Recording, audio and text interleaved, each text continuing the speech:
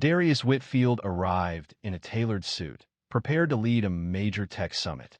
However, hotel staff requested he wait outside. What followed had a significant impact on the entire company. It was just before 8 a.m. when Darius Whitfield exited his black Lincoln Continental onto the hotel's circular driveway in downtown San Jose. He adjusted the cuff of his navy blue suit jacket, the tailored fabric reflecting the morning light. He was impeccably dressed, with sharp lines, a crisp shirt, and Italian leather shoes. He exuded purpose and meticulousness, yet the valet remained still, not taking a single step. Darius held his keys casually in one hand and briefly looked over. The young man averted his gaze, feigning a check of his phone, then turned to the car behind Darius. "Hey, can you park this one?" The valet asked his coworker, gesturing past Darius without acknowledging him. Darius observed the glass doors of the hotel. They lacked prominent signage. No red carpet, just clean glass and a tranquil foyer. There was nothing to indicate what would happen within those walls. He retrieved his keys, parked his car himself, and walked across the drive. Upon opening the front door, he observed a slight change in the concierge's smile. It disappeared as quickly as it appeared. "Can I help you?" The woman at the front desk inquired without looking up. "Yes," Darius replied. "I'm here for the SummitNet conference. I believe you have a Redwood room reserved for us." The woman quickly examined his face, frowned, and then looked back at her screen. "Do you work for one of the vendors?" she asked. "No, I'm the CEO." She blinked. "Right? Could you wait outside for a moment? We're still prepping the space." He paused. "I'm also the keynote speaker." There was no apology, no moment of realization. Just a tight smile and a firm response. "Still, we're not quite ready. Please wait outside." A colleague, a young man wearing a blazer and with a walkie-talkie attached to his belt, emerged behind her. He scrutinized Darius from head to toe, as if verifying his credentials. "Are you with security?" he inquired, speaking quietly. "I am Darius Whitfield." Darius responded calmly. "The conference you're holding today? I manage it." A brief pause. The man then angled his head towards the entrance. "Please wait a moment, sir. We will find someone to escort you." Darius exhaled slowly and deliberately. Attendees began to gather. Several initial investors were among the first to arrive. A white man wearing a gray plaid suit was immediately met with handshakes and friendly expressions. He wasn't asked to wait in the lobby. Darius noticed him, but the man seemed to hardly acknowledge him and proceeded through the lobby, accompanied by the same staff who had previously requested Darius to wait outside. The hotel doors closed behind him with a quiet hiss. Darius now stood again just outside the main entrance on the pavement. He glanced at his watch. The time read 8:09. His presentation wasn't scheduled for another 51 minutes. He possessed time. However, an unsettling sensation stirred within him. It wasn't anger, it was something more profound. Across the street, a mother guided a stroller toward the coffee shop. A bus emitted a hiss as it halted at the corner. Life continued its course, and yet Darius remained stationary. A mature man who had established a company from its foundation, feeling as though he was an outsider due to his appearance not aligning with preconceived notions.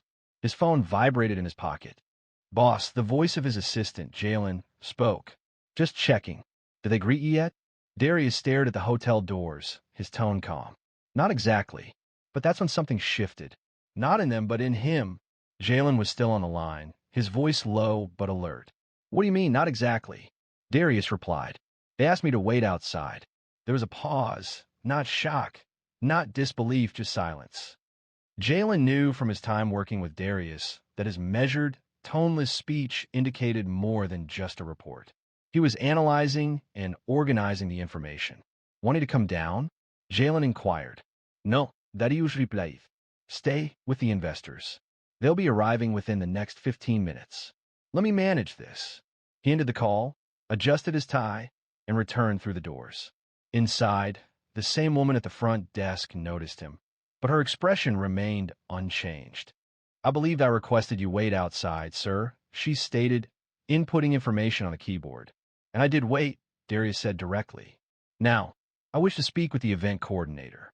My name is Darius Whitfield. I am the founder and CEO of Whitfield Dynamics. We reserve the Redwood Room and 2 floors of your suites for this conference. This time, she made direct eye contact with him. However, there was no apology offered, just a brief hesitation, as if she was assessing whether this was a joke. Mr. Whitmore, was it? Whitfield. A pause. She turned to the young man in the blazer. Can you call Gina from events? The man nodded and walked off. Simultaneously, a bellhop wheeled by with a luggage cart stacked with briefcases. Darius stepped aside and caught a glimpse of 2 of his board members stepping out of the elevator, each with branded SummitNet conference badges clipped to their suits. They greeted a hotel manager who seemed to have appeared suddenly to shake their hands. Darius subtly raised a hand, seeking acknowledgement. The manager briefly looked at him, paused, and then looked away. Ma'am, Darius stated calmly, refocusing on the front desk. Let me repeat this. I'm not a guest. I'm not affiliated with security. I'm not making a delivery. I'm the cause of these people being here. I orchestrated this entire summit. I brought 60 of the most influential investors in West Coast tech into this building today. The woman began to speak, but the man holding the walkie-talkie returned before she could utter a word. She's on her way, he announced. Following a brief silence, he inquired, You're really the CEO? Darius offered a subtle smile. I didn't just build this company, I financed it. I wrote the first line of code. I signed a contract with this hotel. And I chose this location because I believed in the idea of professional courtesy. Both individuals looked at him. He continued, I've got $5 billion under management. I was nearly ready to believe you could assist with that. The ensuing quiet felt unusual. It wasn't a reaction of doubt. It was awkwardness. The woman at the reception desk moved, appearing hesitant. Before she could respond, Gina from events entered the lobby quickly, carrying a folder and already speaking. Mr. Whitfield, I sincerely apologize for the delay. We weren't notified of your arrival. Please come with me. The Redwood Room is prepared, and coffee is being served. The investors are already assembling. The same staff who had requested he step outside now retreated, as if dividing water. Darius followed Gina past the desk, past the man with the walkie-talkie, and past the woman whose face was flushed now. Whether from embarrassment or an unknown reason, he remained silent. Explanation was unnecessary, because their misunderstanding wasn't a man attempting to enter a place where he wasn't welcome. What they overlooked, what they were unwilling to acknowledge, was a man who held ownership of the space. Remaining silent, allowing them the opportunity to adjust their actions, they did not. However, what followed would not be a demonstration of anger. Instead, it would serve as a lesson in remembrance, and Darius possessed a remarkable memory. The Redwood Room was located at the rear of the hotel's conference wing, beyond a hallway adorned with abstract artwork and subdued carpeting. Within, the lighting had been lowered in preparation for the initial presentation. Chairs were arranged in rows, a podium displayed the SummitNet logo, and a side table held bottled water and elegant name placards. Darius quickly surveyed the room. Jalen was positioned at the front, adjusting sound levels with the AV technician. Investors were arriving, engaging in hushed conversations over coffee. Unbeknownst to everyone, something had occurred in the lobby. He didn't proceed to the podium, not yet. Instead, he entered a side room, the private lounge reserved for speakers, and shut the door. He then retrieved his phone. Tammy, he exclaimed as his head of operations answered. We're moving the summit. There was no surprise audible on the other end. Tammy was accustomed to this manner of communication. Today? She inquired. Right now, he replied. You want to relocate 50 people with less than an hour's notice? Not want. Need, he corrected. She refrained from questioning further. You want me to call the Fairmont or the Hayes? Hayes, he stated. I want every investor redirected there. Make sure they understand this isn't a scheduling issue. It's a matter of principle. I will provide further details when appropriate. Please cancel the remainder of our reservation at Willow Creek Manor. Suites were included. If there's resistance to releasing the booking, please charge any associated penalties to me directly. Tammy released a slow breath. Acknowledged. Contact Jalen as well. instruct him to postpone the opening and redirect the guests. Subsequently, Darius concluded the call. There was no raised voices, no abrupt phone placement, only decisive action, efficient and straightforward. He observed his image reflected in the lounge's dark glass window. He felt neither justified nor triumphant. He simply felt weary. Weary of entering spaces where people perceived everything about him except his true self. A gentle knock sounded. It was Jalen. Shall we review the slides? Darius declined. Plans have changed. Jalen looked surprised. Are we departing? I'm already handling it. It took a moment, but then Jalen understood. They hadn't attempted to rectify the situation, had they? No. Should I inform the board? I'm taking care of it directly. Please ensure the guests proceed. No one was to acknowledge the hotel on departure. Within minutes, Jalen was discreetly communicating the situation through subtle handshakes and nods. Emergency relocation, he murmured to one group. We've got a superior setup just a few blocks over, he informed another. Mr. Whitfield will provide details. Simultaneously, Tammy was contacting the Hayes, securing their backup venue, arranging staff, transferring AV equipment, and lunch catering. Darius revisited the Redwood room a single time, returning to retrieve his notes and laptop. A hotel manager then emerged, his expression strained, holding a folder.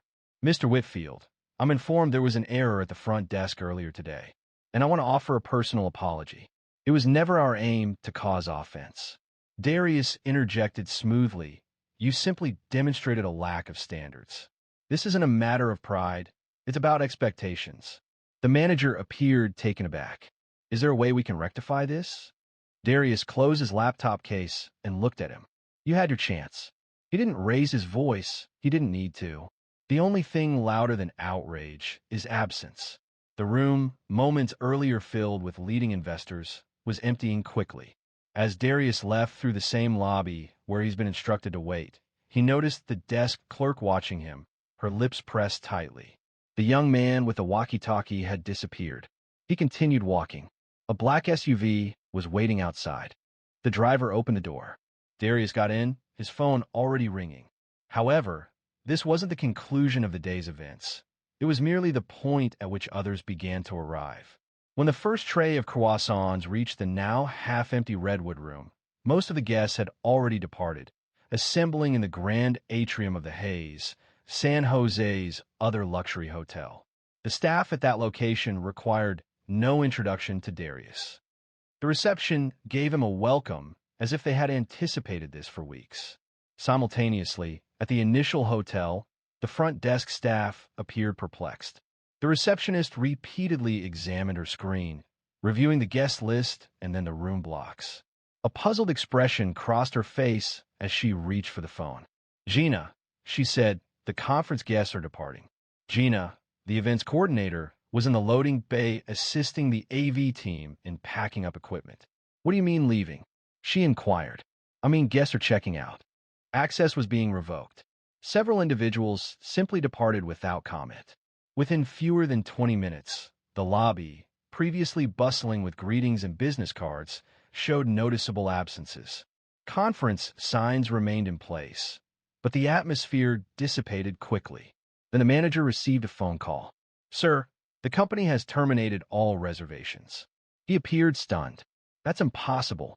It's summit day. But it was, in fact, possible. The situation unfolded rapidly.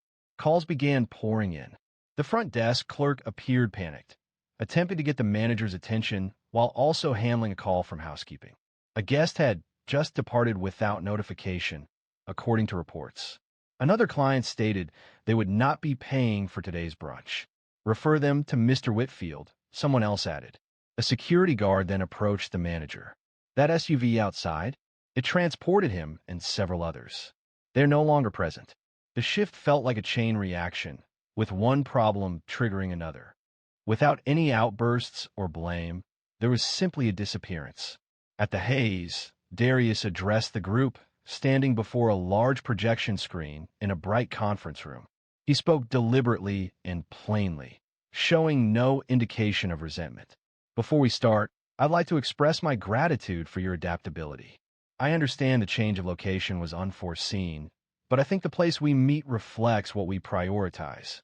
A quiet acknowledgement rippled through the room. I selected that previous hotel due to its reputation, the quality of its service, and its convenient location near your offices. However, this morning, I was reminded that a refined lobby and a five-star rating do not ensure courtesy. He paused. I was requested to wait outside, twice, by staff who did not once inquire about my name. I parked my own vehicle.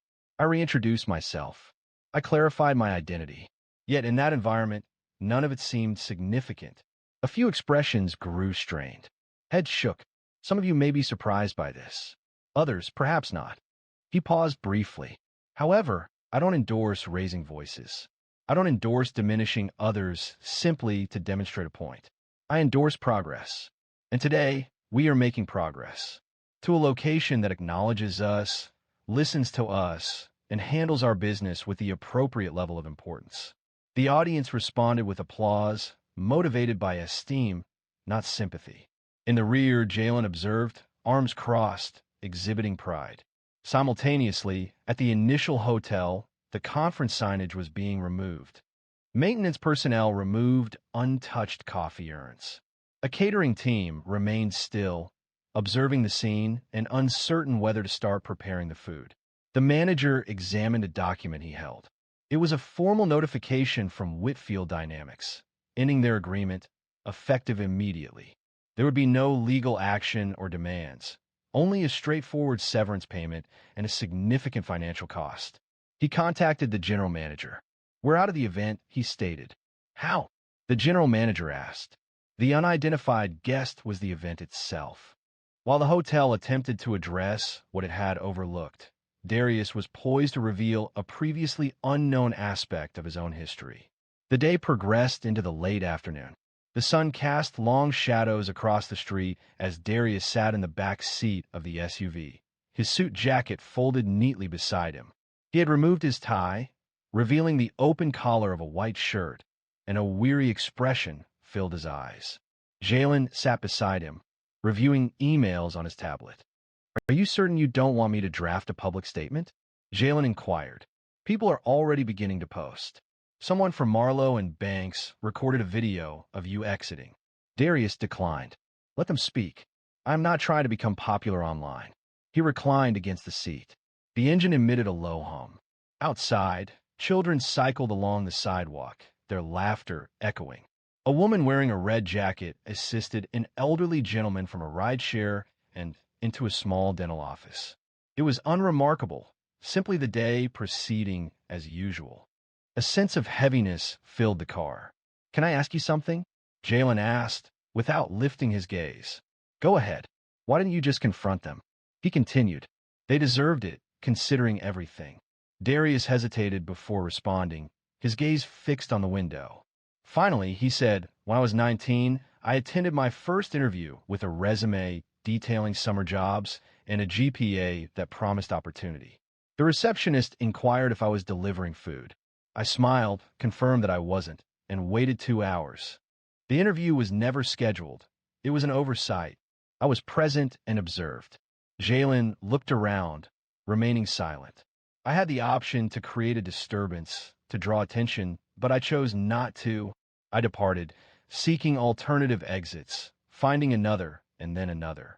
He moved his hands together, as though recalling the sensation of a steering wheel from years ago.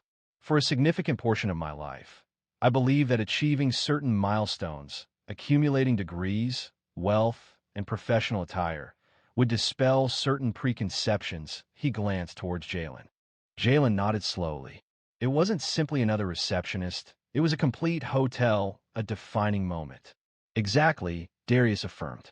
"That's why I left. Because I didn't need to prove anything. I didn't require them to understand. I needed the observers to witness what it appears like when you decline to plead for respect that you have already earned." He exhaled, looking out the window again. "My father used to say, you can't force people to see you, but you can choose where you won't be invisible." Jalen relaxed against the seat, allowing the thought to linger. The vehicle paused at a traffic signal. Directly ahead, a billboard displayed an advertisement for a startup accelerator. It featured youthful faces, modern logos, and vibrant colors. Jalen smiled. You ever imagine we would be the ones leading those programs rather than seeking acceptance into them? Darius chuckled. Every day, and it still feels unreal occasionally. The SUV came to a halt before the Whitfield Dynamics building, a structure of glass, steel, and understated confidence. Upon exiting, the lobby receptionist waved, already summoning the elevator. During the ascent, Jalen initiated conversation. Have you ever considered sharing that story? He asked. The 19-year-old version? Darius replied, perhaps. Not seeking sympathy, but for clarity, because people often assume these incidents are isolated events. A single bad day, a single impolite employee. However, it's rarely about a solitary moment. It's about recurring patterns, repeated, honed, and concealed. He disembarked the elevator, briefcase in his grasp. Addressing problems requires acknowledgement, but it's also possible to demonstrate how to disengage with grace. What Darius didn't understand was that his actions, his silent resistance, were quickly gaining wider attention. The consequences began subtly. They didn't appear in news reports. There was no public condemnation. Instead, there were hushed conversations in meeting rooms. Then, a few emails circulated. By midweek, 3 other companies had discreetly canceled their reservations at the same hotel. There were no official declarations. No demonstrations. We're shifting our strategy. However, the discussions were very specific. Are you aware of what occurred with the Whitfield Dynamics team? We cannot accept that level of risk associated with our reputation. Could you remind me of the alternative venue? The hotel attempted to repair the situation. A regional sales director contacted Whitfield Dynamics, proposing complimentary bookings for the upcoming quarter, complimentary executive suites, and even spa credits for visiting investors. The proposal was not approved. Tammy reviewed it, then closed and marked the email as resolved. Darius did not respond, as trust, once broken, cannot be restored with price reductions. This wasn't a matter of incorrect charges. It concerned the events permitted under supervision. Simultaneously, news of the relocation reached media outlets. A technology news source reported on the sequence of events. It was not a critical piece, but rather a recounting of the timeline, the events, the individuals who witnessed them, and the change in location. A quiet, thoughtful pause followed. However, the narrative circulated through email accounts, then in messaging apps, and ultimately during after-work gatherings where young Black professionals toasted Darius Whitfield. Not for his response, but for his restraint. Because occasionally, the most impactful action isn't a forceful reaction. It's disengaging, as if the situation wasn't worthy of your presence. The Whitfield Dynamics office was silent as Darius presided over a boardroom meeting. He sat at the head of the table, accompanied by 4 senior staff members and 3 partners from a private equity group based in Seattle. An investor spoke, commenting, "We've heard about the switch. People are still discussing it." Darius shifted back a little. "Is that a concern for you?" inquired one of the investors. "Not at all," the man replied. "It actually conveyed more about your leadership style than the slide deck ever did," another investor added. Few possess that level of composure when facing intense situations. That's the basis of trust. Darius offered a subtle acknowledgement, refraining from any display of triumph. The focus wasn't about victory. It was about adhering to fair practices from the outset.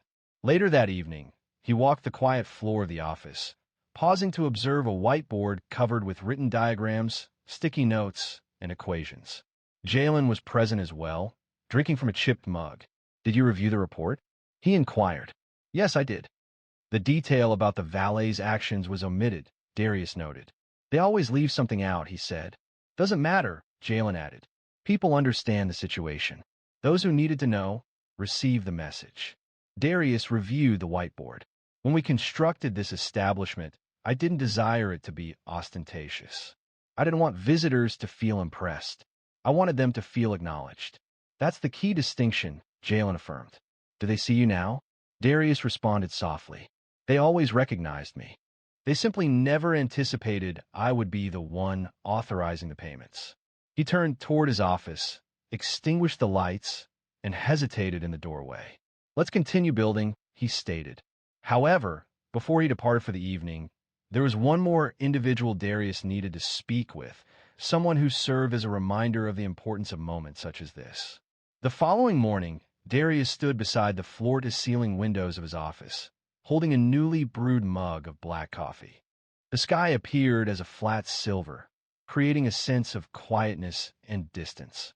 A gentle knock sounded at the door. "Come in," he replied without turning. The door opened. A young man entered. This was Elijah Green, in his mid-20s, intelligent but still inexperienced, a junior analyst at Whitefield Dynamics. He held a folder, seeming hesitant about the timing. "You said you wanted to meet?" Elijah inquired.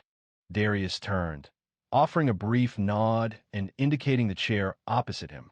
Elijah took a seat, placing the folder on his lap without opening it.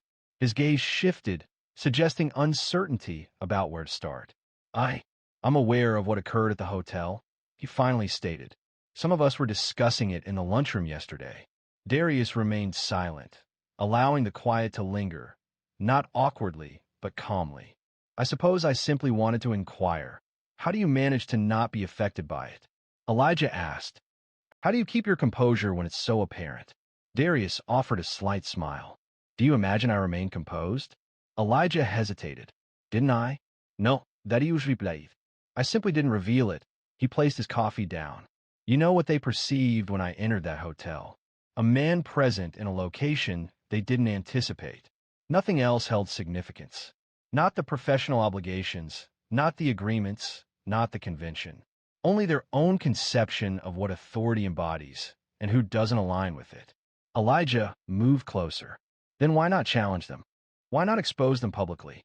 "Because the world is already aware," Darius explained. "That's not the core issue. The true challenge lies in demonstrating to future generations that you don't require their validation to take action. You don't need their authorization to feel like you belong," Elijah affirmed thoughtfully. "You navigated the situation with composure," he commented. "If it had been me, I'm unsure," Darius continued. "That's the key point. You don't need certainty. You simply need to retain this understanding. Don't sacrifice your dignity because of another person's lack of understanding. If they misunderstand you, allow it. However, ensure the foundation you're establishing for yourself, your company, your name, and your team creates a sense of inclusivity for everyone." Elijah paused, the sentiment resonating more deeply than anticipated. "That's the essence of leadership," Darius stated. "It's not about reacting aggressively. It's about creating opportunities elsewhere." A brief silence followed. Then Darius moved closer. "Now what's in here?" he asked, gesturing to the folder Elijah had brought. "Oh, right," Elijah responded, seeming to refocus. "It's a new proposal from the behavioral data team. We're incorporating changes based on your feedback from last week." Darius opened the folder and quickly reviewed the first page. "Excellent. Let's schedule a meeting with the team this afternoon." Elijah started to leave, pausing at the doorway. "Thank you," he said. "For what?" Darius replied, "For showing us how to progress." He acknowledged Elijah with a subtle nod. Elijah departed the room. Outside, traffic flowed consistently, as if the world remained oblivious to what had transpired. However, those who had observed would not easily forget. This extended beyond a single man and one hotel. It encompassed all the rooms people enter where someone perceives only a partial truth. It was about the subtle ways authority can exert itself, through initiative, not response. And it concerned altering the established order without accepting the tools offered. If this narrative resonated with you deeply, if it prompted reflection on how you navigate environments not designed for you, please discuss it. Share your thoughts. And remember to subscribe to receive more true stories demonstrating the remarkable power of quiet strength. Judge Holbrook and those present in the courtroom initially believed she was merely a disoriented elderly woman. However, she quietly presented her bar card and systematically refuted the case before their eyes. "Do you comprehend the charges against you, or should we proceed more deliberately?" Judge Morris Holbrook's tone held a barely concealed hint of amusement. He reclined in his high-backed chair, folded his arms, and looked down at the elderly woman standing alone at the defense table. His voice held the same condescension he directed at blustering defendants who believed they could best him in argument. However, this wasn't a volatile young person with loose trousers and a defiant manner. This was a 72-year-old woman wearing a pale blue cardigan and sturdy orthopedic shoes, standing upright with her hands softly clasped over a well-worn leather handbag. Alma Vernice Whitaker faced charges of obstruction, disorderly conduct, and resisting arrest stemming from a protest 2 weeks prior at Bakersfield City Hall. Leland Drury, the prosecutor, appeared to be no older than 30, presenting a polished image with shiny shoes and a demeanor suggesting unwavering self-assurance. He briefly looked towards the gallery, a slight grin on his face. A few individuals in the courtroom suppressed quiet laughter. The bailiff emitted a chuckle. A flicker moved across the stenographer's lips. Alma remained silent. Judge Holbrook struck the file before him. The document stated that he had pushed an officer and incited the crowd to defy orders to leave. Such bold claims from a person of his stature. A fresh ripple of laughter spread through the room. The judge peered over his spectacles towards her. He noted the absence of legal counsel. No attorney, I presume? She then spoke, her voice calm and measured. No, Your Honor, Alma replied, a statement that visibly startled Leland. His head angled as if he hadn't understood. Madam, are you aware this is a criminal proceeding? You are facing genuine charges. Alma did not react. I am fully aware. Would you like to see my bar card? A moment of silence followed. Then some laughter arose, people assuming she meant something else. However, Alma slowly reached into her handbag and produced a laminated card, somewhat yellowed around the edges. She positioned it carefully on the table and pushed it across. Albrook peered, then leaned in. It displayed State Bar of California. Attorney Alma V. Whitaker, bar number 129804, was admitted on June 17, 1983. The room fell silent. She looked up and adjusted her reading glasses. I received my law degree from Howard in 1982, passed the bar the following summer, spent 12 years as a public defender in Detroit, and another 8 years working civil rights cases here in California, she stated. No one moved. I retired in 2003, she added, but I've kept my license active just in case. Judge Albrook shifted in his seat. Drury cleared his throat, but said nothing. Alma addressed the judge directly. Before this courtroom determines my fate, I need to clarify some information. I was not organizing a protest. I was attempting to de-escalate it. There is a distinction, and I plan to demonstrate it. Point by point, her tone remained consistent. She did not increase her volume, but each word appeared deliberate and considered. The bailiff looked towards the judge. Albrook examined her bar card once more, flipping it over, seeming to anticipate it might disintegrate. Alma remained motionless, as if she had held that posture countless times, and she had. Leland Drury then spoke, his voice slightly strained. Your Honor, we cannot confirm this without official. It's authentic, and I have additional documentation in this bag if needed, Alma stated, interrupting. Drury stopped speaking. Judge Albrook paused, then concluded very well. The court acknowledges the defendant is representing herself. He then paused. A subtle murmur, a sense of bewilderment, rippled through the gallery. But Alma Whitaker offered only a slight, almost unnoticeable acknowledgement to herself. Her purpose wasn't to provide amusement. It was to underscore that appearances could be deceiving. However, Judge Albrook wasn't prepared for the revelation she was about to unveil. The courtroom still hadn't fully settled. Judge Albrook now sat with a more upright posture, observing Alma Whitaker with a different kind of focus, one devoid of irony. Leland Drury, who previously appeared relaxed, now seemed uncertain whether he's entered a genuine trial or a trap. His jaw was tight, but his eyes repeatedly looked at the judge as if anticipating support. Alma made adjustments to the microphone before her. I'd like to begin by addressing the prosecution's claims, beginning with the body cam footage, or more specifically, the lack of it Leland said. Your Honor, the official report indicates the footage from Officer Grunwald's body camera was deemed irrelevant because of a battery malfunction. This malfunction occurred precisely from the moment the officers arrived at the protest until I was placed in cuffs. She turned slightly toward the jury. It's a significant gap in the record, isn't it? She moved slowly, considering her words, much like lawyers sometimes do.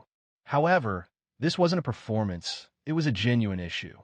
According to the arrest report, 3 officers were involved, she stated. Only one officer's body camera footage was examined. The second one had malfunctioned, and the third officer's footage was, what did the report indicate?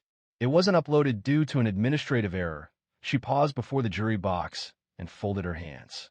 However, the report did include complete transcripts of what I purportedly said, without any accompanying audio. Judge Holbrook turned to Drury. Mr. Drury, is that an accurate representation? Drury cleared his throat. We presented the available materials, Your Honor.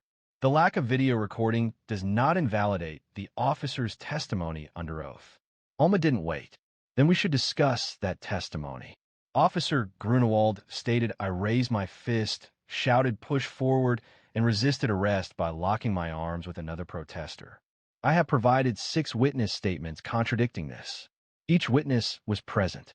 They all confirm I positioned myself between the crowd and the police and requested people to move backward. Drury retrieved a folder from her bag and placed it on the table. She also stated a request had been submitted for a subpoena of Officer Grunewald's prior complaints, noting there were 3 related to misconduct during public gatherings, all of which had been dismissed quietly. A ripple of reaction passed through the gallery. Drury raised an objection. She questioned the relevance, asking if the complaints had resulted in a conviction. Alma turned, her voice firm, asserting that a pattern of behavior matters, particularly when it's the same behavior repeated. The judge raised a hand to quiet the room. Please focus, Ms. Whitaker. She nodded once, then presented a second document. I also want to discuss the photograph the prosecution introduced as evidence. Exhibit C, the image depicting me mid-step, encircled by police officers. She displayed the printout. The prosecution asserted this indicated I was advancing towards the officers, seemingly ready to oppose arrest. However, if you examine it closely, she provided a magnified copy to the clerk. You'll observe my palms are raised, open, directed outwards. This is a widely recognized gesture of de-escalation. She looked at the jury again. One doesn't approach armed police with raised hands unless attempting to avert a greater harm. The room was silent. There was no laughter now. Even the gallery had leaned forward. Drury attempted to regain control. Despite those gestures, the defendant disregarded a legal instruction to leave. Alma turned to him slowly. What legal instruction, Mr. Drury? The arrest record details an order issued by Officer Grunwald at 6:32 p.m. A time-stamped photo demonstrated that I was already in restraints by 6:28. She paused, allowing that information to register. This suggested the order was either issued belatedly or wasn't given at all. Judge Holbrook moved, appearing noticeably uneasy. Leland remained silent. Alma inhaled deeply. Therefore, considering the absence of audio recordings, the conflicting timeline, the missing video, and the testimony that disputes witness accounts, what remains to support prosecution? She did not appear self-satisfied. She expressed no sense of triumph. She seemed weary. Weary, as if she's faced this scenario countless times and understood the process intimately. Alma then introduced a surprising element, video evidence that fundamentally altered the case. She placed a small USB drive across the table, explaining that it contained footage recorded by a college student, Victor Ramirez. He had been filming from the second floor of the parking garage, overlooking City Hall. I've already submitted it to the clerk for review, Judge Holbrook observed. What does this video depict? Alma responded directly. The clerk placed the drive into the court screen system. A grainy yet stable video appeared on the monitor. It showed the protest happening below.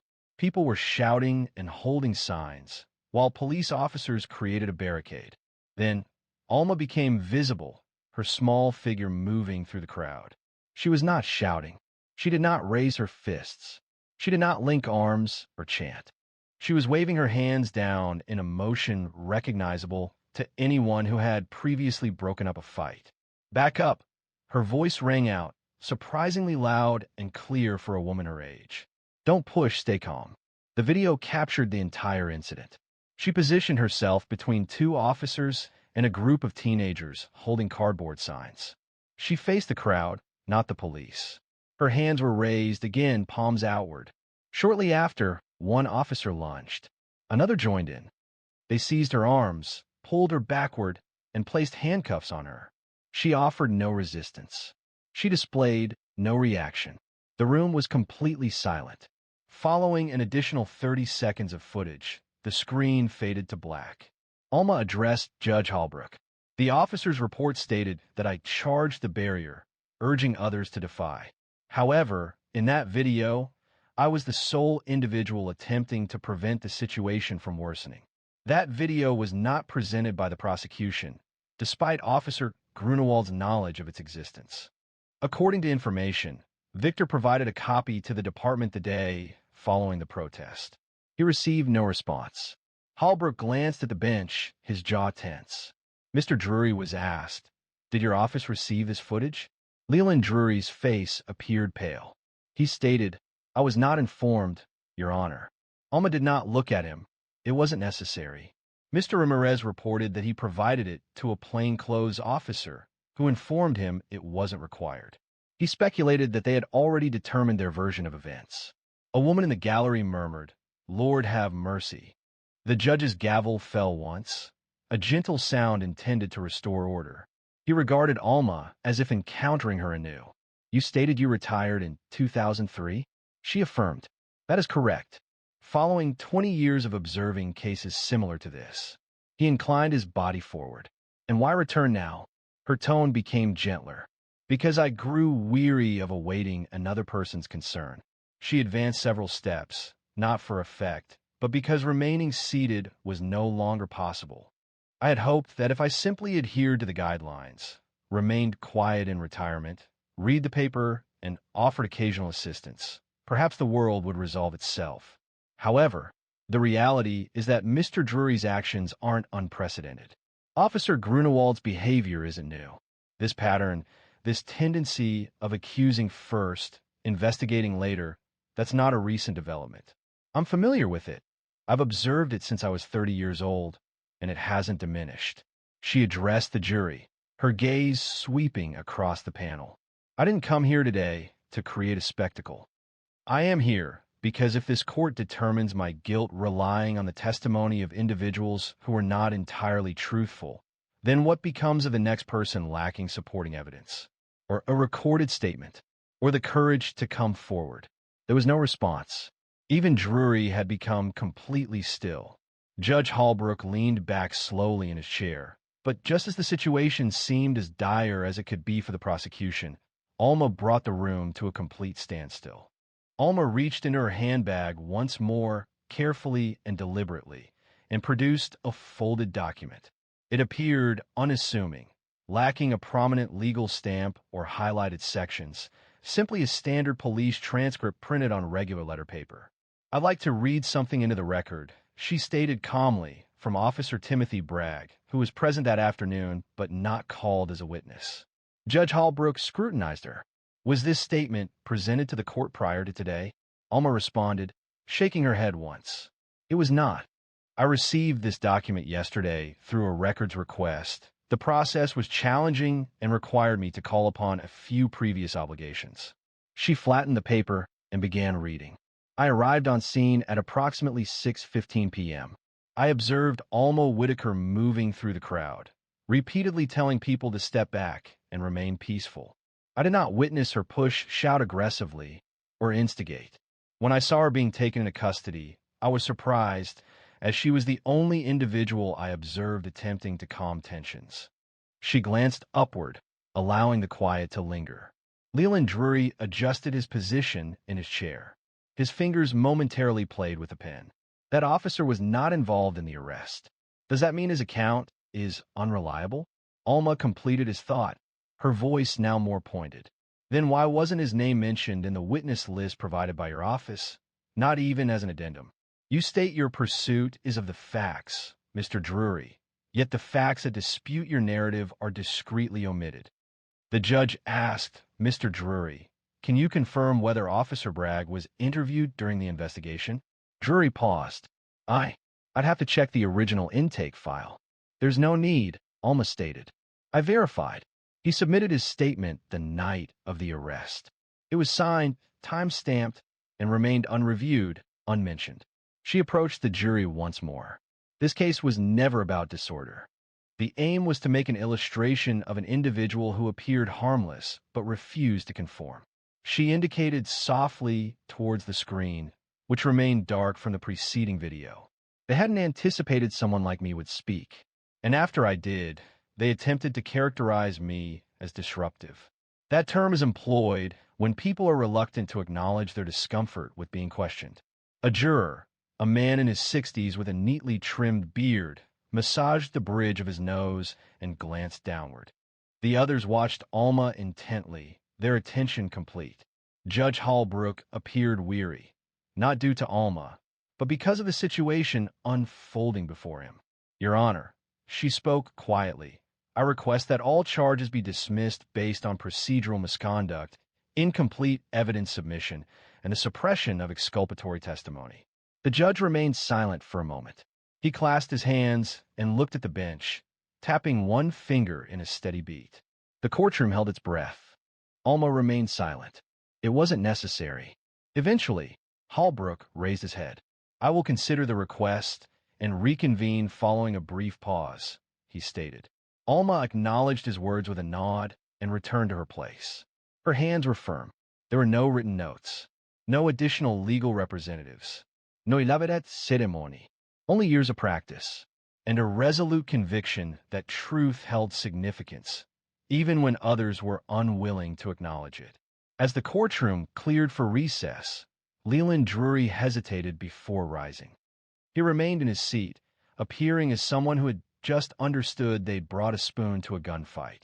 When Judge Holbrook attempted to regain control of the proceedings, Alma took an action that quieted the entire room. Upon resuming, the atmosphere had noticeably changed. The laughter and knowing comments had disappeared. Even those in the gallery sat more upright and silently, as if drawn into something more serious than anyone anticipated.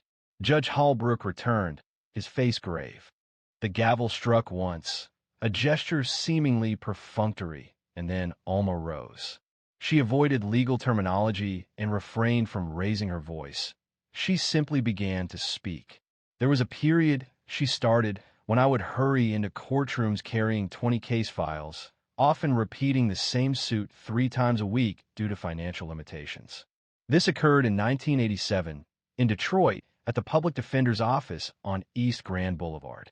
Her voice remained steady, yet it carried an underlying sense of weight. I recall representing a 17-year-old, Ronaldo Briggs, who had been arrested because he fit the description of a purse snatcher. He was on his way home from school, carrying a trumpet case. The officer stated that he appeared nervous. One understands what nervous signifies when you are young, black, and walking alone. The courtroom was silent. The prosecution presented no purse, no eyewitness testimony, and no confession. The only evidence was that he attempted to flee when 2 officers emerged from an unmarked van. I paused, allowing my statement to resonate. The legal proceedings lasted 5 weeks. For 5 weeks, I sifted through evidence that others had discarded.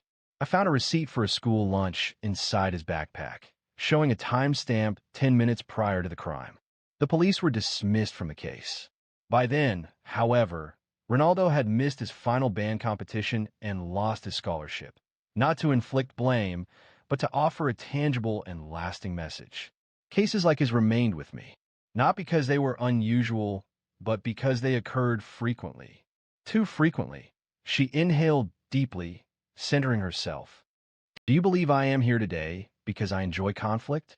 Because I long for the extended hours and limited tolerance common in courtrooms such as this? She addressed Judge Holbrook, her tone calm. No, Your Honor, I am here because an unacceptable number of individuals like Ronaldo do not receive a second opportunity. Had I remained silent, had I simply departed when the protest began to escalate, another child might have occupied this seat, a child unable to advocate for themselves. She moved nearer to the bench.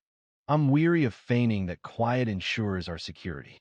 Holbrook's hands were now clasped, his knuckles pale against the wood of the bench. He remained silent. He appeared as though he desired to speak. Alma redirected her gaze toward Drury. You're young? She asked him without harshness. Perhaps you still believe the system is equitable until demonstrated otherwise. However, that's inaccurate. The system is imperfect until someone insists on something superior. That's the duty.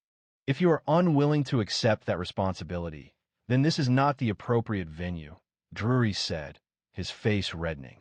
He remained silent, unable to answer. Alma went back to her place. The quiet persisted.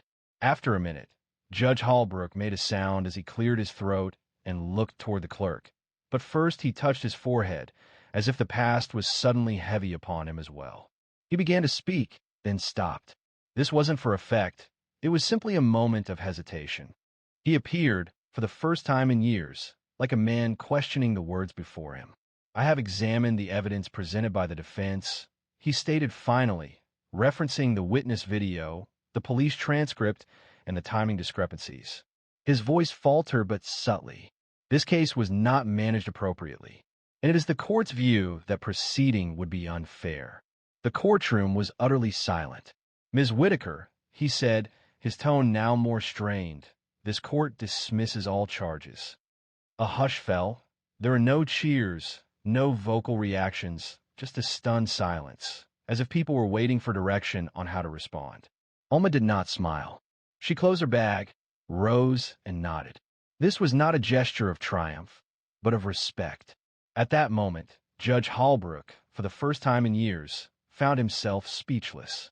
Within the courthouse, the sunlight streamed in, bright, dry, and sharp, much as it always did in Bakersfield around noon. Alma descended the courthouse stairs deliberately, not due to any physical weakness, but because she understood the value of savoring significant moments. She held her handbag securely beneath one arm, the soles of her shoes making a quiet sound against the pavement. Journalists waited expectantly on the sidewalk, their cameras already recording, microphones extended like lures. Many of them hadn't been present when the trial commenced. News had circulated regarding the retired black woman who entered the courtroom unaccompanied and emerged with the truth. Ms. Whitaker, are you considering legal action against the city? Did you anticipate the case's dismissal? Do you identify as an activist? She remained silent, not to evade attention, but because she had already spoken her piece, and that courtroom had been her sole intended audience. A small group of people waited for her at the foot of the steps. They weren't journalists. They were younger, late teens, perhaps early 20s, wearing hoodies, carrying backpacks, and sporting worn sneakers. Alma recognized one of them as Victor Ramirez, the student who had filmed the video. He kept his phone lowered, no longer recording, simply observing her. A young woman moved forward. She appeared to be just out of high school, her eyes bright and nervous. Ms. Whitaker, she said, I hope to be a lawyer someday, like you. Alma smiled for the first time all day. She offered a small smile, indicating her attention. The girl continued, that was the first time I saw someone actually win in court like that. You didn't just fight. You taught. Alma met her gaze directly. Then remember what you saw, because it won't always look that way. Most days it'll feel like pushing a brick wall uphill with your bare hands, and no one will applaud you. But you push anyway. Victor then spoke. The system had never anticipated someone like you possessing the ability to retaliate. I understand, she replied softly. They relied on it. A different boy interjected, could we learn from you? Perhaps by observing you closely, or conducting an interview, or something similar. You've witnessed events we've only read about. Alma surveyed the group, hesitating. She didn't aspire to be anyone's rescuer, yet she detected something within their gazes she hadn't observed in a considerable time. Hope intertwined with impatience. That familiar intensity. She straightened the handle of her bag. I avoid social media platforms. While I don't maintain a website, I still retain the ability to teach. Please bring your questions, and I'll provide the coffee. The group responded with quiet laughter. Victor's eyes lit up. Behind them, Judge Holbrook stood at the top of the stairs, observing everything. He was not accompanied by deputies at this time. He wore a blazer and a loose tie instead of a robe. For a brief moment, he seemed poised to speak, but then he remained silent. He observed Alma disappear around the corner with the children, her form gradually diminishing in the late afternoon sunlight. Returning inside, Leland Drury remained at his desk, his case file spread out but unexamined. His demeanor had altered. The usual self-satisfaction was absent. The characteristic severity softened. He looked at Alma's bar card resting on the bench, momentarily overlooked. Then, he reached for it, not to challenge it, but to review it. That name, that date, that accumulation of experience. The courtroom stood deserted now, yet something had changed within him. Perhaps not enough to alter everything immediately, but potentially enough to make him reconsider in the future. For the first time, he had witnessed the distinction between winning a case and truly comprehending justice. However, what Alma subsequently conveyed to those kids provided them with something beyond legal counsel. It offered them a foundation for hope. The diner on Union Avenue was nearly empty when Alma sat down with the kids that evening. She selected the booth by the window, the very one she'd occupied years ago when she used to meet with apprehensive clients who lacked confidence in courtrooms. The light from the setting sun illuminated the worn leather seats and transformed the Formica table a warm, golden hue. Victor requested coffee, despite not typically consuming it. The young woman, identified as Kenya, asked for iced tea and retrieved a notebook, already filled with notes. The remaining individuals positioned themselves closer, as if witnessing a solemn event. Alma didn't begin a lecture. She stirred her cup deliberately, then remarked, "You know the first thing they teach you in law school?" Victor blinked. "The Constitution?" She smiled faintly. "No, they teach you how to read a case file without getting emotional, how to separate the fact from the feelings, how to argue without letting it get under your skin." Kenya leaned forward. "Is that a good thing?" "It's necessary," Alma said, "but dangerous, too. The tendency to overlook the individuals behind the data can be insidious. It's easy to lose sight of the human element." She paused, setting her spoon down and meeting their gazes. "Remember the people." A quiet stillness settled over the group, not awkward but contemplative. One of the boys, previously silent, then voiced a question. "But how does one continue when there's no audience?" Alma released a slow breath, feeling the gravity of that inquiry. "You persist because occasionally someone is paying attention. They will only grasp the truth if it's spoken aloud, even when your voice trembles, even when the atmosphere chills." Kenya jotted notes rapidly in her notebook, but Alma countered, "Don't record this. Experience it. Make errors. Botch it, but maintain your integrity." Victor reclined in the booth. "Do you ever question it?" Remaining engaged for this duration, Alma hesitated. Her fingers followed the edge of her cup. "The loss of each client who deserved to be released weighed on me. Witnessing officers fabricate stories without hesitation caused me regret. And observing juries prioritize ease over honesty often made me question the value of my efforts." She paused, gazing out the window, but then I recalled the individuals who were ultimately freed, those whose voices were amplified, those who contacted me 5 years later simply to express gratitude. That is what truly holds significance. Victor nodded thoughtfully. Alma concluded her coffee and rose. The check had already been taken care of. Kenya had discreetly placed the bills beneath the sugar jar. Standing outside on the sidewalk, the children paused, seeming reluctant for the evening to conclude. Alma addressed them. "Do you want to change the system?" They affirmed. "Then don't merely study it. Challenge it. Pose more insightful questions. Confront the absence of discussion. Engage your intellect. Utilize your mobility. Employ your writing. And when someone advises you to wait your turn, inquire as to their reasoning for believing it's not your turn already." Kenya wiped her eyes. The others remained silent, observing her intently. Then Alma spoke a final statement. "I'm not a hero, I'm just someone who refused to be quiet. Following this, she proceeded towards the bus stop without turning back. Some stories transcend sensational news. They serve as reminders. That authority isn't consistently found in ceremonial garments or official positions, nor does it originate from the most vocal individual. Occasionally, it originates from a woman wearing a cardigan, managing the system as if she's performed this task previously. Because she has. When people inquire about the appearance of justice, they should recall her name, Alma Vernice Whitaker. If this story resonated with you, please share it with someone who would benefit from hearing it. And if you agree that wisdom isn't dictated by attire, please subscribe to hear more authentic stories that help us understand ourselves. She was simply known as the janitor. They ridiculed her for reading while she worked. Then they were stunned when she delivered the valedictorian speech at graduation, revealing everything. At Larchmont Hills Academy, everyone recognized Olivia Cranston and Camille Strathmore. It was understood. They were the daughters of families who traveled by private plane and ate at restaurants where the menus didn't list prices. Their presence in a room prompted people to either rise or avert their gaze, a reaction born of habit, fear, or envy. They weren't malicious, not precisely, but they understood early on that kindness wasn't essential. Politeness was a choice. Deference? It was reserved for individuals who could provide something in return.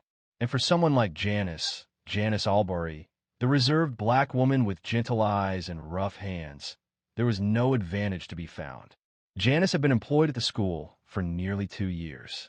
Each weekday, she arrived before sunrise and departed well after the final SUV had exited the gated parking lot. She scrubbed the floors, shined the trophies in the main hall, and ensured the restrooms were fresh. She seldom spoke unless addressed, and her voice, when she did, was as tranquil as a still pond. But Camille observed something one day during lunch break. She had forgotten her phone in the chemistry lab, and hurrying back, she noticed Janice in an empty classroom, not tidying, but looking through a large biology textbook, her lips moving as if saying something softly. Camille rested against the door frame and smiled. "I didn't think you were interested in science," she said. Janice looked up. "I'm just reviewing some earlier learning." Camille angled her head. "Are you going to teach now, as well?" Janice smiled. "Not precisely." It began modestly. There were whispered comments and laughter when Janice walked by. Camille told Olivia, and the two created a playful game from it. "Oh, look," Olivia whispered one morning as Janice wheeled her cart past their lunch table. "Einstein with a mop," Camille chuckled. "Probably writing her thesis on floor wax." They laughed a little too loudly. Other students overheard. Some laughed with them. Others avoided eye contact. No one intervened. Janice kept her head down. It was her usual practice. The students overlooked the way her eyes paused on the school crest etched into the wall, her gaze thoughtful rather than resentful. They failed to observe her tendency to listen more than to speak, or her habit of keeping a notebook in the side pocket of her cart, partially filled with notes. One person showed her kindness. Mr. Del Toro, a literature teacher from Fresno who had a fondness for those often overlooked. On one occasion, he observed Janice carefully aligning the copies of To Kill a Mockingbird on a cart just outside his classroom. "You know," he remarked, "most people simply stack them and proceed." Janice offered a slight shrug. "That book warrants more than crooked edges," she said. He chuckled. "I often say that," he stated, then paused. "Have you read it?" Janice responded to his question. "Twice. Initially in high school, and subsequently when I was mature enough to grasp its true significance." He never requested anything further, but from that point forward he would leave a book for her on the bench outside the staff room every other Friday. No message, no inquiries. Nevertheless, the girls persisted. One afternoon, Olivia waited until Janice passed by, then whispered, "I bet she sleeps in the janitor's closet. Probably dreams in Clorox." It wasn't simply impolite, it was unkind. But Janice continued walking, and that disturbed Olivia more than anything. She anticipated embarrassment or anger, or at the very least a reaction. Janice's silence, however, felt inescapable. This made her a figure to be reckoned with. The lights at Northwood High typically dimmed around 8 p.m. Most evenings, though a few always remained lit, sufficient to create long shadows across the marble corridors. It was during these hours that Janice seemed to transform. As the classrooms fell silent and the usual teenage bustle subsided, she would move her cart into the supply closet, change into a clean shirt, and bring her notebook to room 114. Room 114 was no longer designated for a specific class. It had a flickering light and one desk leg shorter than the others. Most teachers steered clear of it. However, Janice had adopted it. The door did not lock, and that was acceptable. She didn't require privacy. She simply needed space. She would retrieve her laptop, a 6-year-old Dell lacking the N key, and sign into her coursework. She was 6 credits shy of finishing a degree in educational leadership through an accelerated adult program offered by the same university that operated Larchmont Hills Academy. A small, understated provision located within the staff handbook provided full scholarships to employees who worked a minimum of 30 hours a week. Most staff members overlooked it. Janice had not. It wasn't about ambition at this point. The focus was on completing a project that had been halted years prior. This was a time when she possessed a child, a husband, and a secure job in Maryland, only to lose all 3 within 18 months. Life has a way of deflating you before you're aware you've been holding your breath. She never expressed her struggles to anyone. It wasn't a behavior she'd been taught. Occasionally, late at night, she would receive a message from her sister in Detroit. You sleeping or still playing superhero? Janice would respond with a photo of her textbook and a brief message. Chapter 6 is proving difficult. Her sister would then send a laughing emoji, followed by, you're still the smartest person I know. Don't let those stuck-up girls get to you. She never shared with her sister the full extent of the difficulties. She omitted the incident where Camille accidentally knocked over the bucket of dirty water and seemed to find amusement as Janice knelt to clean it. There was also the incident when Olivia confided in a group of parents during a school tour, suggesting the institution favored hiring individuals with charitable backgrounds. Yet, Janice persisted. She consistently arrived 5 minutes early. Her cart was always spotless, her uniform immaculate. She possessed patience but lacked innocence. Her understanding of the school's customs surpassed that of the students. Beneath the refined wooden interiors and carefully selected diversity pamphlets, there existed a decay. Not everyone, naturally, but sufficiently pervasive to permeate the atmosphere. Janice had no intention of rectifying it. Her task was simple: observe, listen, and document. Unbeknownst to the students, and even the staff, Janice had been selected for a role extending beyond cleaning floors. 2 years prior, following an internal report alleging the Academy's neglect of racial and economic discrimination, the Board of Trustees approved a discreet strategy. They decided to place someone within the school, silently. Someone who wouldn't attract attention. Someone who could witness everything. While working part-time at a community college in Oakland, Janice received a job offer. The position came with no title or special privileges, simply an ID badge, a mop, and a defined purpose.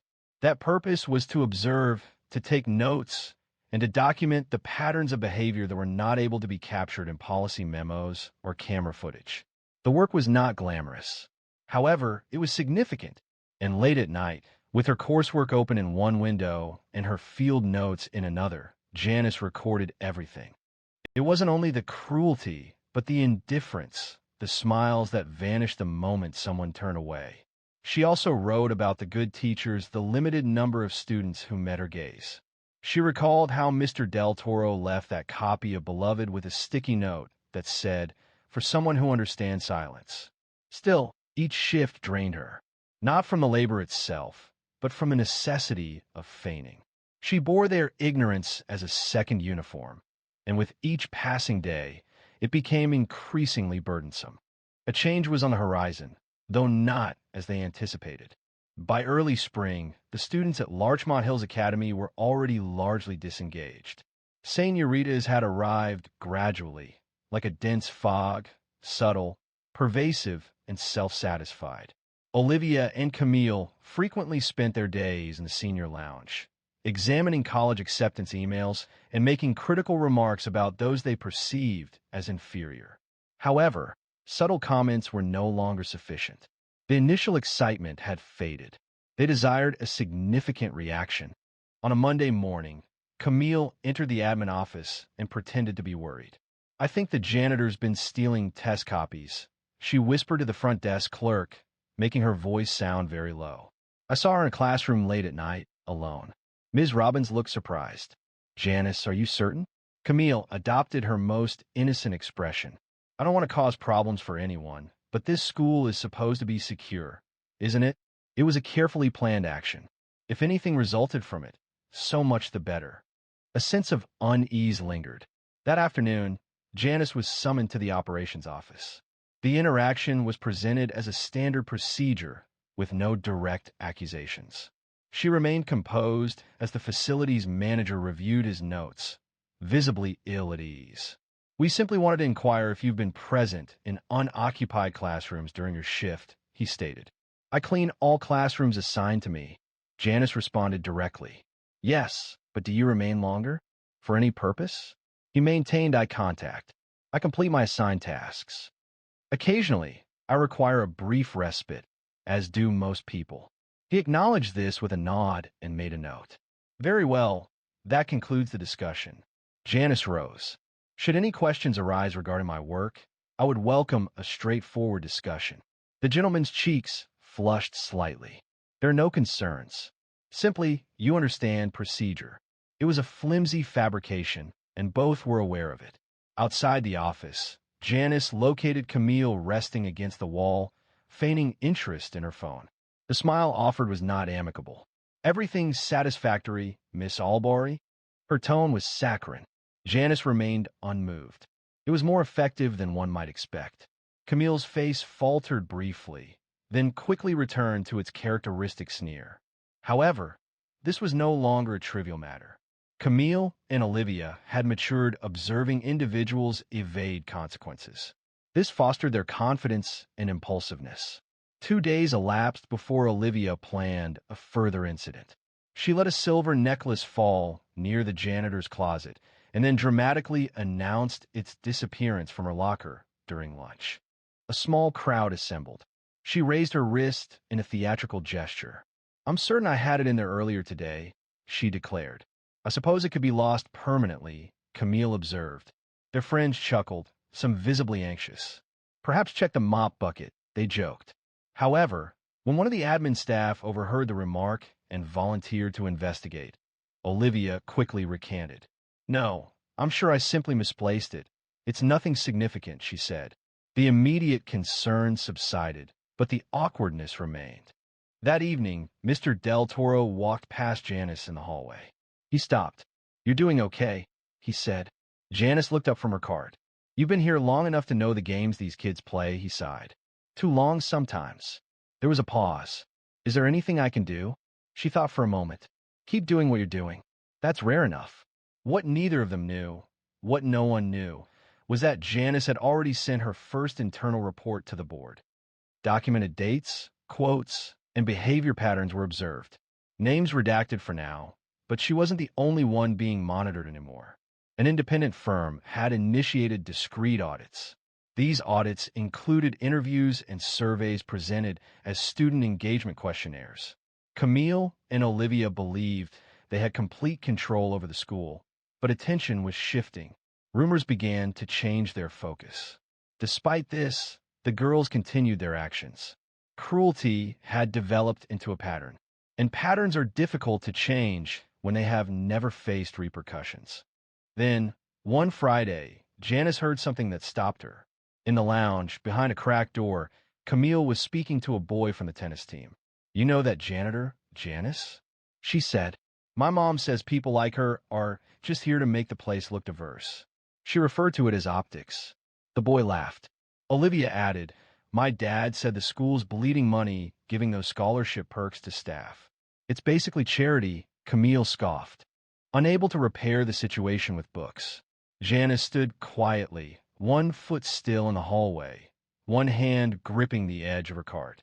She said nothing, but something within her shifted.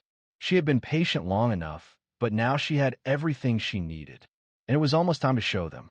Before she was sweeping floors under fluorescent lights, Janice Albury had been someone else entirely. 12 years prior, she held the position of Director of Curriculum Development for a public school district in Maryland, known then as Janice Simmons. Her responsibilities included managing a corner office, overseeing 3 staff members, and proudly displaying a plaque from the state superintendent. She was married and a mother. Life at that time possessed a sense of order and comfort. However, that changed with a tragic event. Her husband Carr was struck by a delivery truck on I-83 during a snowstorm. He perished in the accident. Her daughter, Kira, who was 6 years old at the time, survived, though with significant injuries. After 2 months spent in a hospital bed, Janice faced a year of surgeries and rehabilitation. While insurance covered a significant portion of the expenses, some costs remained. Janice drew upon her savings, her retirement funds, and ultimately sold their home. Following this, Kira developed pneumonia, which tragically led to her passing. Janice resigned from her job 2 weeks following the funeral. The sight of a school brought back the image of Kira's empty chair, and the sound of children's laughter in the hallways served as a painful reminder of her loss. She moved around, taking temporary work, staying with friends, then in rented rooms, ultimately settling into a small studio apartment in Antioch, California. Despite these changes, she consistently read and continued learning. This pursuit led her to discover a program, a little-known educational equity initiative offered through a university partnership, representing a fresh opportunity. When asked if she would agree to work undercover to examine behavioral differences between students from privileged backgrounds and faculty perspectives, she readily accepted. She acted not out of financial need, but because the system had let down too many individuals resembling her. She refused to accept this inaction. Applying for the janitorial position using her maiden name, she successfully completed the background checks, keeping her degree and credentials secured in a folder at home. Initially, her goal was simply to observe and listen, to remain unnoticed. She had no plan to participate. The incidents she witnessed were disheartening. A senior teacher deriding a student with a speech impediment under the assumption of privacy. Discussions about a girl's financial aid occurred at a staff meeting, presented as a personal failing. Then there were Camille and Olivia, whose parents' substantial donations had secured the gymnasium's naming rights in honor of a hedge fund. Their self-assurance stemmed not from conceit, but from a sense of privilege. Janice felt disheartened by what she observed. Eleanor Larchmont, the school's founder, had originally conceived of the academy as a place for future leaders from all backgrounds. However, that original vision had diminished over time, obscured by financial influence, promotional efforts, and preferential admissions practices. Consequently, Janice began her work. Her notebook rapidly filled with detailed observations, specific dates, recurring linguistic patterns, staff reactions. She consistently attended faculty meetings when possible, choosing to sit in the rear of the room. She posed inquiries that prompted discomfort among those present. She took on committee assignments that others avoided. Steadily and carefully, she became the source of information the board required. And during evenings, as the halls became vacant, she studied. She wasn't simply observing, she was revitalizing herself. Each finished module advanced her progress toward that second degree.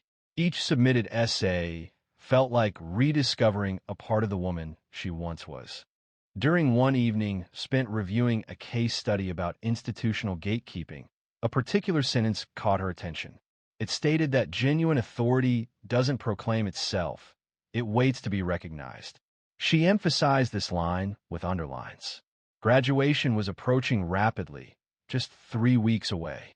She had finished the program without drawing much attention. Her grade point average ranked her among the highest in her group. The board had previously approved her to address the audience. Camille and Olivia continued to walk through the halls with an air of confidence, unaware of what was about to unfold. The faculty, too, were on the verge of a realization that learning extends beyond the classroom. Janice had observed them for 2 years. Now, she was poised to step forward, taking the central position, and they would be completely surprised. That morning, the sky above Antioch was clear, excessively bright considering the anxiety some individuals brought into the Larchmont Hills Academy Auditorium. Families occupied the seats, proud parents filled with anticipation and clutching phones, surrounded by flowers, ties, and costly perfume. The scene appeared flawless. Camille Strathmore wore a champagne-colored stole that her mother had flown in from France. Olivia Cranston had her hair professionally styled before dawn, her makeup applied to endure the entire day. They smiled for photographs, laughed with joy, and stood with the grace of young women who'd been raised to believe the world was within their reach. Behind the scenes, Janice remained still in her black robe. There were no embellishments, no unnecessary details. She declined the academic award the committee presented, stating she had no need for it. What she desired was a single moment, just one, and that moment had arrived. The dean, Dr. Leonard, approached her, holding a program. "Ready, Ms. Albury?" She met his gaze. She had been prepared. He offered a restrained smile and returned toward the podium. Camille and Olivia did not even look at her as they passed by in their elegant gowns. It was understandable. She was unnoticed once more, simply an element of the surroundings. The ceremony commenced as it always did. Names were announced, families applauded, and speeches were delivered. The school's jazz trio performed something gentle and unremarkable.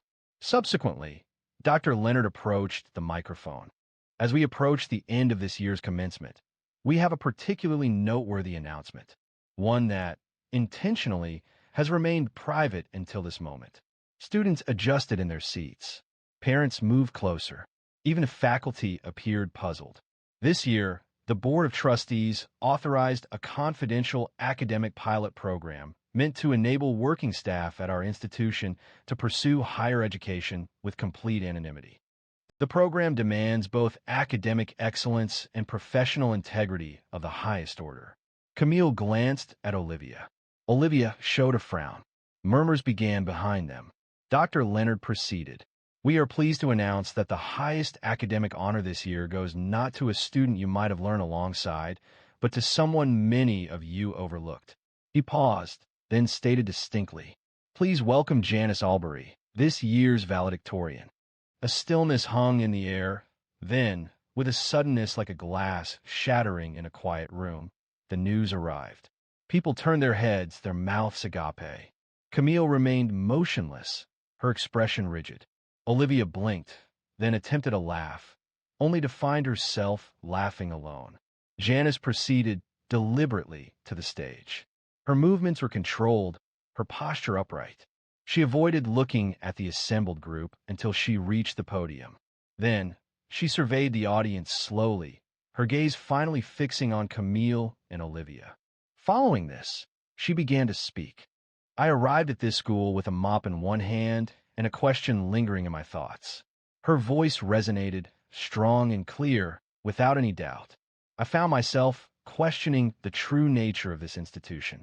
Beyond the official statistics, the promotional materials, and the presentations, I wanted to determine if respect was readily available here, or if it was something that needed to be gained only by those who possessed the appropriate attire, footwear, and family names." The auditorium was completely silent. I dedicated countless evenings tidying up after those who spoke negatively about me. And when they observed me reading a book or attending a classroom session after hours, they mocked. She paused. However, my focus extended beyond mere reading. I was observing, studying, not solely to earn a degree, but to uncover solutions. She turned slightly toward the faculty, and now I possessed them. Students surveyed the room, adjusting in their places. Olivia's expression remained inscrutable. Camille clutched her program firmly, her knuckles white. Janice lifted her chin. "I stand here today, not just as your valedictorian, but as a reflection of the very things that Elmwood High claims to stand for: growth, opportunity, and truth." But she hadn't revealed everything yet, and what she said next would change the room forever. You could hear a cough from 3 rows back. A chair creaked. A phone buzzed quietly against someone's hip, but no one moved to check it. A hush fell over the room as people leaned in, anticipating Janice's next words. She proceeded deliberately, taking a drink of water, briefly reviewing her notes, and neatly folding them. Then, she raised her gaze. I'm sure some of you are wondering how I came to be here. She began, gesturing to her robe and the podium. A few members of the front row, largely faculty, nodded in agreement, seemingly unaware they had done so. My presence here wasn't solely for the purpose of earning a degree, she added. 2 years ago, the university board contacted me following concerns raised, discreetly, privately, regarding the increasing atmosphere of class division and privilege within Ashworth Academy. They requested I consider a position, but not as a faculty member, not as a consultant, as a janitor. At this, the room shifted. Janice allowed the silence to linger. My purpose was to observe. Away from executive suites and scheduled gatherings, I observed. In the corridors, the athletic facilities, the classrooms buzzing with after-hours conversations where students felt safe to speak openly, believing they were unobserved. I was attentive. A woman among the parents visibly expressed discomfort. Over a period, I noted seemingly minor incidents. Yet, these minor incidents accumulated. I saw how some students treated those they perceived as outsiders. I noticed how the lack of intervention from adults permitted that behavior to escalate, and how some of you, who should have been more informed, chose to ignore it. She looked toward the staff. Some of you were aware, and you remained silent. The words struck with force. Camille's mouth felt parched. Olivia had ceased breathing through her nose. She remained motionless, as if blinking would make her vanish. The most troubling aspect, Janice continued, is that the behavior was not concealed. It was open, commonplace, accepted, and frequently it was encouraged, amid smiles, with focus, and with widespread recognition. She paused, taking a moment. I'm not here to criticize you. I'm here to offer a reminder. Her tone became gentler. You cannot determine someone's worth based on their clothing or their profession. You cannot assess dignity through financial status or lineage. She lowered her gaze briefly, then raised her head with renewed focus. I once had a daughter. Her name was Kira. She would have been your age now. A stillness fell over the audience, similar to a chilling breeze. She passed away before she had the opportunity to wear a cap and gown. I'm not sharing this to elicit sympathy. I am sharing it because I see her in all of you. I see who she could have become. And I wonder, if she had been here, would she have been ridiculed as well? No one dared respond. Perhaps not. However, what I know for certain is that if you depart here today believing the world will defer to your name, you have already failed. She paused again. Education is not merely about books and tests.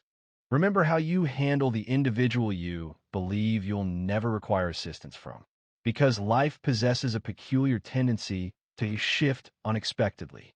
Subsequently, the final setback occurred. I have delivered my conclusive report to the board. My assessment has led to a restructuring of the scholarship program, emphasizing integrity and contribution rather than legacy. A comprehensive audit of disciplinary cases spanning the last 5 years will be conducted, and students involved in harassment, encompassing verbal and social forms, will be subject to formal reviews. A subtle vibration resonated from the rear. Several parents murmured amongst themselves, their voices becoming more audible. Janice moved back a little. This isn't retribution, it's accountability.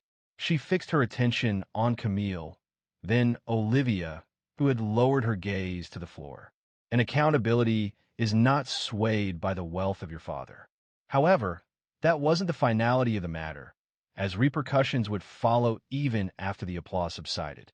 The ceremony concluded with noticeably diminished enthusiasm compared to its start. Some students applauded, while others seemed unsure how to react. A small number of families, appearing uneasy, left the room before the conclusion. However, Janice maintained her composure, smiling as she returned to her place. It wasn't the back row where she previously observed, but rather near the front, alongside board members and professors who now regarded her with a noticeable change, respect. Camille did not speak as she departed the auditorium. Her father was already waiting close to the car, his expression stern, avoiding her gaze. Olivia's mother, arms crossed, stood by the valley in stunned silence. There were no congratulations, no flowers, just silence. Inside, a small crowd had gathered around Janice. Teachers who had previously offered only a polite greeting were now shaking her hand. Mr. Del Toro remained at a respectful distance, waiting for an opportune moment. You didn't simply speak, he stated when they eventually talked. You transformed the entire atmosphere. Janice looked at him and smiled softly. The air had needed changing. Upon the lawn, several of the younger students expressed their awe. A girl wearing a red dress confided to her friend, "I wasn't aware she attended school," to which her friend responded, "I didn't know she could articulate herself so eloquently." A sense of belated recognition began to spread, an acknowledgement of what had been missed, what had been consciously disregarded. That evening, Janice was in her apartment, with a plastic container of leftover chicken salad and the commencement program placed on the table next to her. Her phone buzzed. It was an email from the board's director. The subject line read, "Thank you."